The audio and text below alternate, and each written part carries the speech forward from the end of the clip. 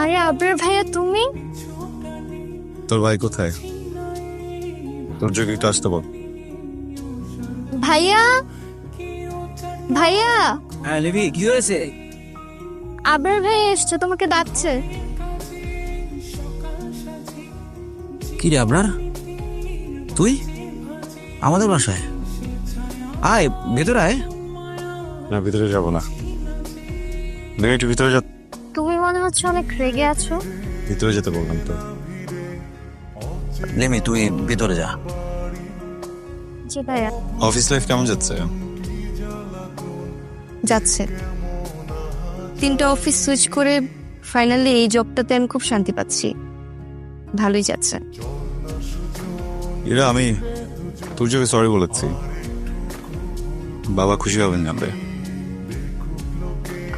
আসলে তুমি তুর্যকে সরি বলেছো?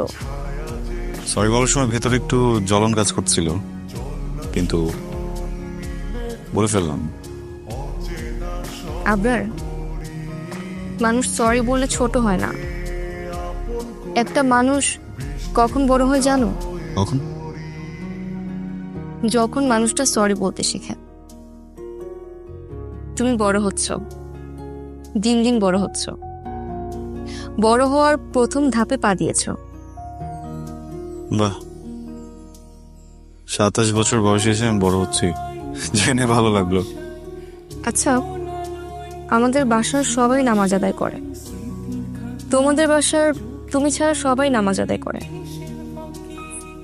ছোট্ট একটা ছেলে ফায়াজ, সেও নামাজ আদায় করে। তুমি নামাজ আদায় করো না কেন? করবো করবো বলে করা হচ্ছে না। আমি চেষ্টা করবো এখন থেকে। সাহস করে একদিন 5 ওয়াক্ত নামাজ আদায় করো। নিজেকে নামাজি করার জন্য 1 মাস সময় দাও।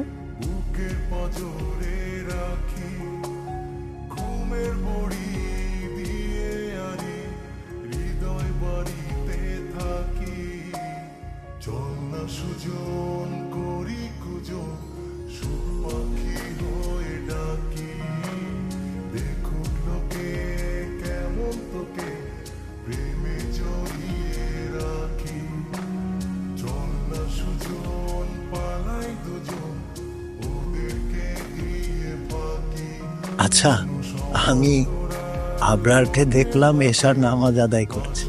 কি বলো, আমাদের আবরার? বাহ, এটা তো খুবই ভালো সংবাদ। তুমি একটু জিজ্ঞাসা করে দেখো তো, ওর আবার কোনো সমস্যা হয়েছে কিনা। তুমি এসব নিয়ে চিন্তা করো না, আমি ওকে জিজ্ঞেস করব। ঠিক আছে, তুমি বসো।